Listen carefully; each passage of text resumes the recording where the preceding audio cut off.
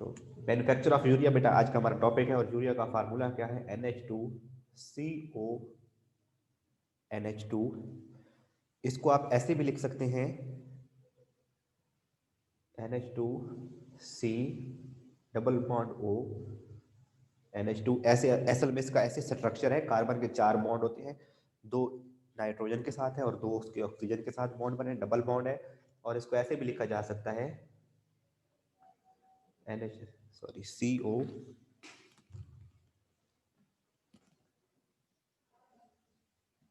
और NH twice.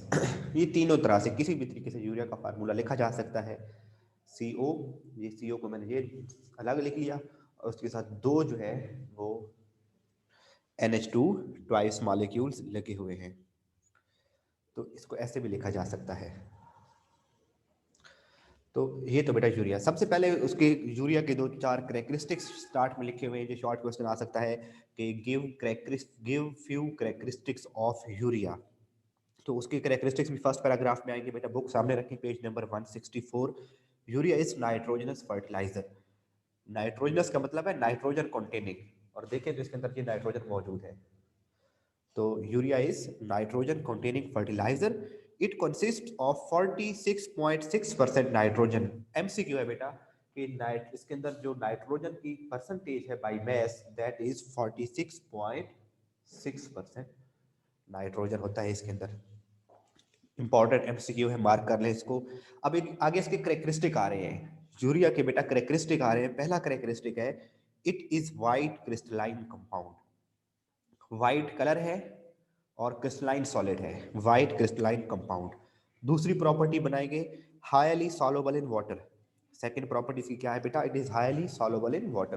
तो 2 properties हैं इसकी। ये 2 नंबर का शॉर्ट क्वेश्चन आ सकता है कि write few properties of urea. तो आप ये भी लिख सकते हो कि urea is nitrogen containing fertiliser, it is white crystalline solid, and third property is highly soluble in water. इतना सॉल्युबल है वाटर में, अगर यूरिया के जो फर्टिलाइजर है आप उसको ओपनली रख दें तो ये एनवायरनमेंट से वाटर वेपर्स को एब्जॉर्ब करके उनमें डिसॉल्व हो जाता है, पिघल जाता है। वाटर इतना ज़्यादा ये वाटर को एब्जॉर्ब करने की एबिलिटी रखता है यूरिया। तो it is use for the manufacturing of important, आगे इसके यूजेस हैं बेटा। इसको क्या इसके यूजेस हैं? Use for the manufacturing of important chemicals, but its major use is as fertilisers. तो जितना 90% जो यूरिया बन रहा है वर्ल्ड में, उसको एज अ फर्टिलाइजर यूज किया जाता है। ये जो क्रॉप्स वगैरह हैं उनको उनकी बेटर ग्रोथ के लिए फर्टिलाइजर्स हम उनको प्रोवाइड करते हैं, और जो यूरिया है वो बहुत असेंशियल फर्टिलाइजर है। तो 10% जो बाकी है उसके डिफरेंट यूजेस हैं, वो हम नेक्स्ट पेज 165 पर इंपॉर्टेंस ऑफ यूरिया में डिफरेंट देखेंगे, उसके यूजेस को पढ़ेंगे। तो 90% जो उसका यूज है दैट इज, ये एक लाइन को बेटा, इसके करेक्टरिस्टिक्स में एक लाइन को आप 2 पॉइंट्स बनाओगे।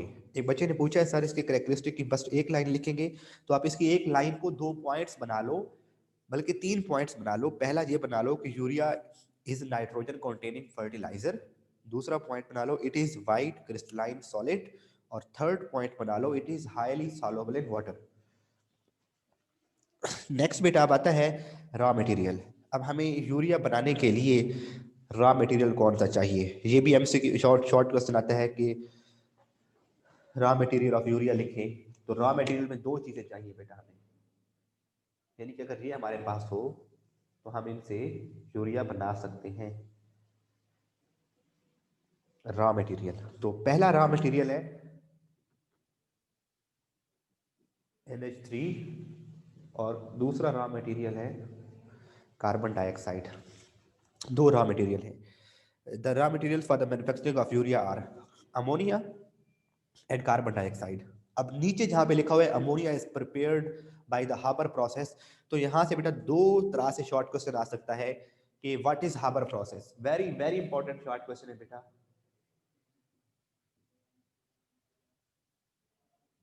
व्हाट इज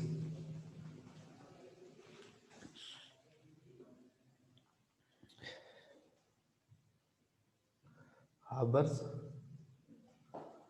प्रोसेस, या फिर how ammonia is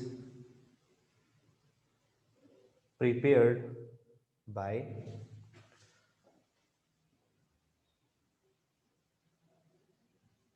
Haber's process। दो शॉर्ट क्वेश्चन यहाँ से आते हैं बेटा कि हाबर प्रोसेस है क्या, या फिर ऐसे आ जाता है कि how ammonia is prepared by Haber process. ये जो रॉ मटेरियल है बेटा अमोनिया, हम इस मेथड से खुद प्रोड्यूस करेंगे, और मोस्ट ऑफ द यूरिया जो आर्टिफिशियली जो अमोनिया सॉरी प्रोड्यूस हो रहा है वर्ल्ड में, वो इसी हाबर्स प्रोसेस के थ्रू होता है। हाबर प्रोसेस के जरिए हमने अमोनिया को खुद बनाना है। तो कैसे बनाएंगे बेटा, वो कहता है बेटा इसमें एक ही आपने एक इक्वेशन याद करनी है, और इक्वेशन से आपको पता चल जाएगा कौन सी चीज कितनी लेनी है। बेटा इसमें नाइट्रोजन, जो एटमॉस्फेरिक नाइट्रोजन है,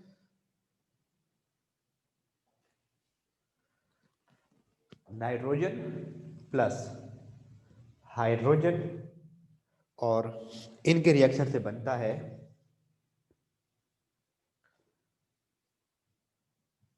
NH3।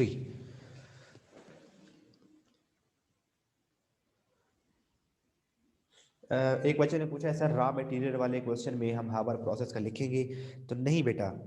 अगर शॉर्ट क्वेश्चन आता है कि what are the raw materials for manufacturing of urea, तो जस्ट आप उसमें लिखेंगे कि the raw material for the manufacturing of urea are number 1 ammonia NH3, और number 2 carbon dioxide CO2।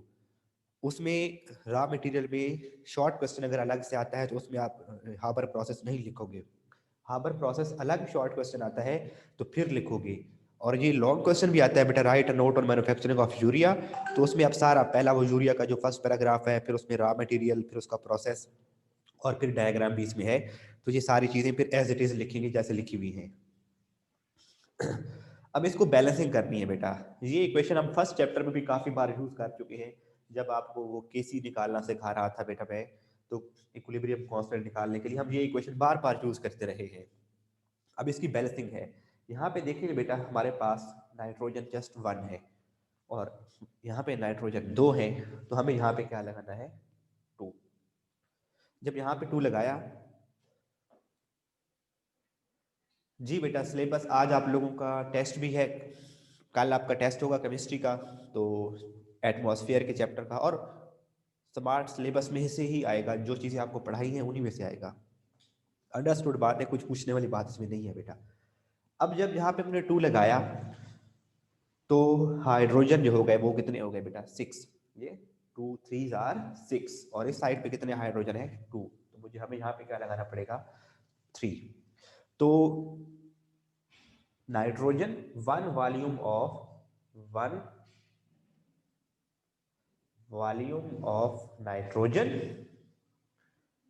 And 3 volume of hydrogen, ये यूज करते हैं बेटा हम हाबर प्रोसेस में। और इसमें कैटालिटिक कंडीशन क्या है, 450 डिग्री सेंटीग्रेड टेम्परेचर और 200 एटमॉस्फेरिक प्रेशर प्रोवाइड करते हैं। तो यूरिया से सॉरी अमोनिया बनता है नाइट्रोजन और हाइड्रोजन से।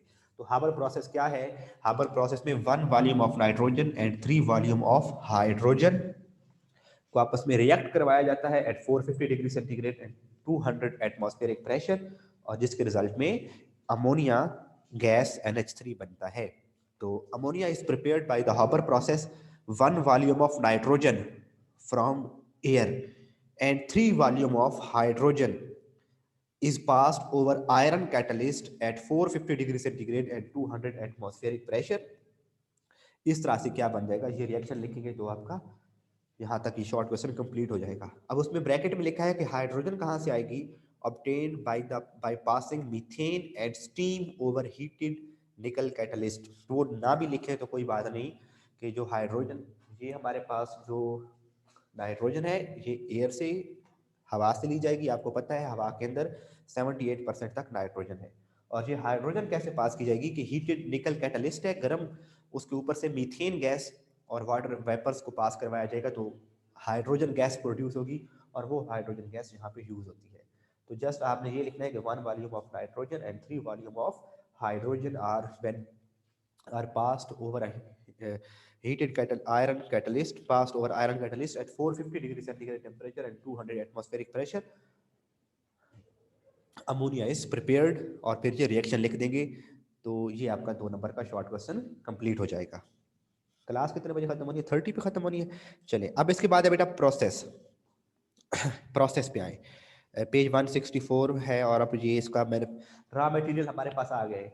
कार्बन डाइऑक्साइड तो ऑलरेडी किसी भी और मेथड से हम प्रोड्यूस भी करवा सकते हैं। कार्बन डाइऑक्साइड प्रोड्यूस करवाई जा सकती है CaCO3 को हीट करके, या इन्वायरमेंट से भी ली जा सकती है। अच्छा, बच्चे ने पूछा है, अच्छा किसी ने लिखा है layers of atmosphere, pollutants, green house effect and global warming, acid rain and ozone depletion, यही लोग है ना। हाँ, ट्रोपोस्फेयर इंपॉर्टेंट है, स्ट्रेटोस्फेयर इंपॉर्टेंट लॉन्ग क्वेश्चन है। उसके अलावा पोल्यूटेंट्स इंपॉर्टेंट है for short questions. Sources of oxides of carbon है बेटा, इंपॉर्टेंट है लॉन्ग क्वेश्चन के लिए। ग्रीन हाउस इफेक्ट इंपॉर्टेंट है, और एसिड रेन के इफेक्ट्स इंपॉर्टेंट है, और ओजोन डिप्लीशन इंपॉर्टेंट है। जी बेटा। तो अब इसका रॉ मटेरियल के बाद हम चलते हैं प्रोसेस की तरफ।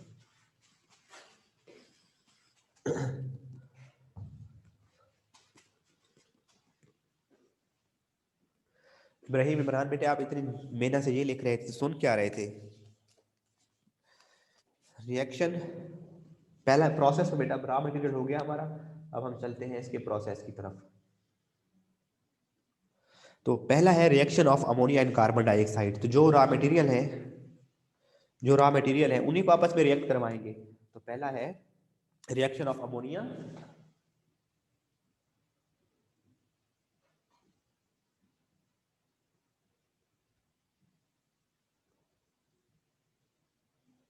With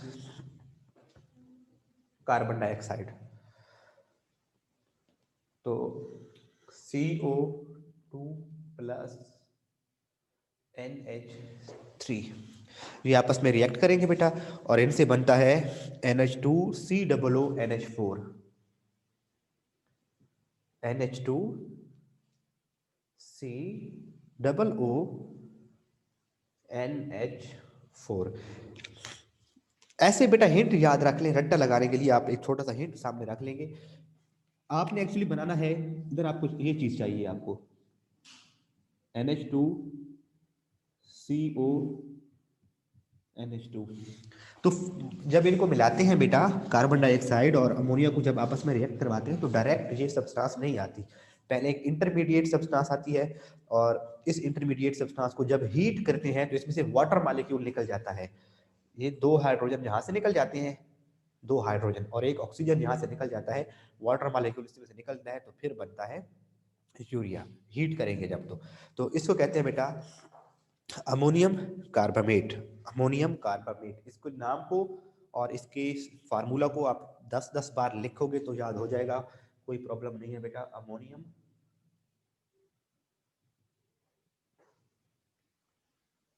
carbamate.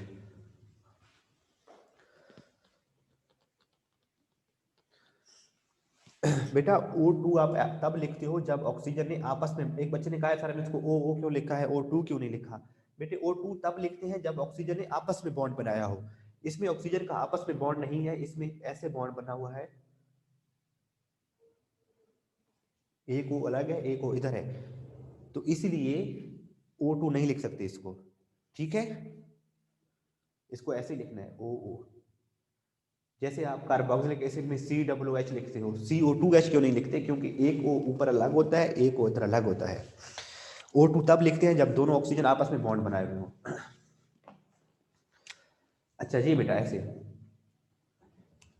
लेकिन जब इसको हम मॉलिक्यूलर फॉर्म में लिखेंगे, ये तो इसका कंडेंस फॉर्म है ना बेटा, जब मॉलिक्यूलर फॉर्म में लिखते हैं तो फिर लिख भी सकते हो कि इसके अंदर जी कितने हैं, N2CO2H6, फिर तो ऐसे लिख सकते हैं। लेकिन जब कंडेंस फॉर्म में लिखेंगे तो अलग अलग लिखना। तो ये बन जाता है अमोनियम कार्बामेट, और नेक्स्ट स्टेप में इसी अमोनियम कार्बामेट को हीट करेंगे बेटा, NH2। अब इसके नेक्स्ट स्टेप का नाम है यूरिया फॉर्मेशन।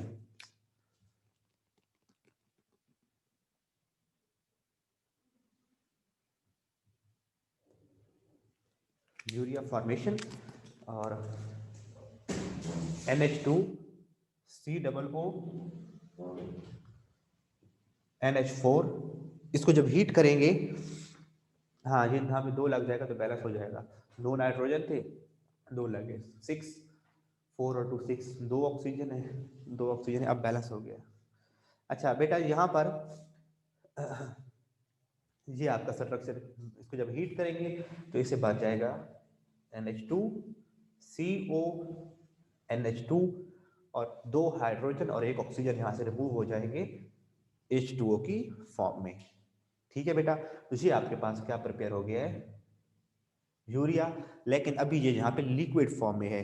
क्या आप लोगों में से किसी बच्चे ने यूरिया फर्टिलाइजर देखी हुई है? जो बच्चों का अगर कोई बैकग्राउंड है, विलेजेस में वगैरह जाते रहते हैं, या जिनके कोई ज़मीनें वगैरह हैं जो क्रॉप्स वगैरह को काश्त करते हैं, उन्होंने देखा होगा यूरिया को।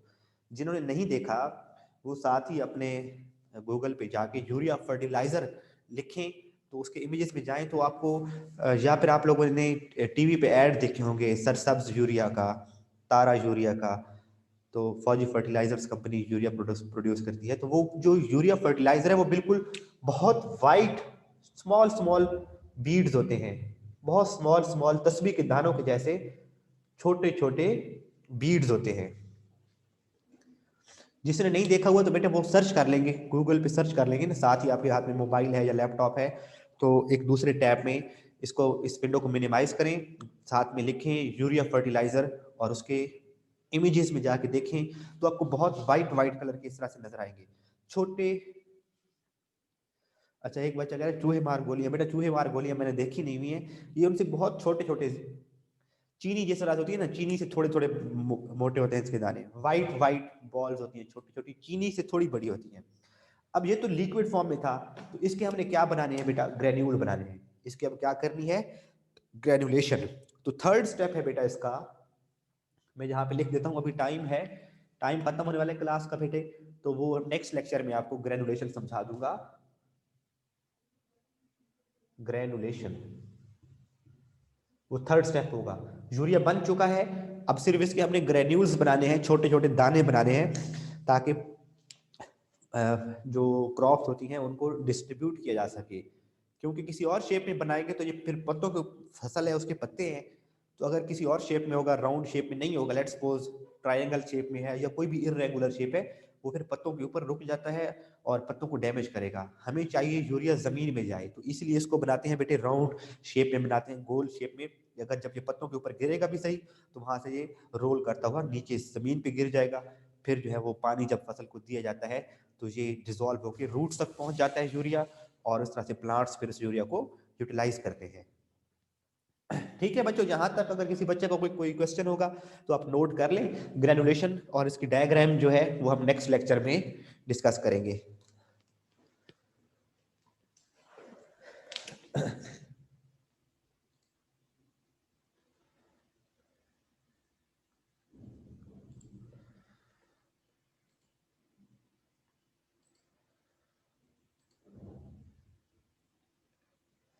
बच्चों ने यूरिया देखा, किसी बच्चे ने गूगल किया, आप लोगों ने यूरिया को उसकी ग्रेन्यूल्स देखे हैं?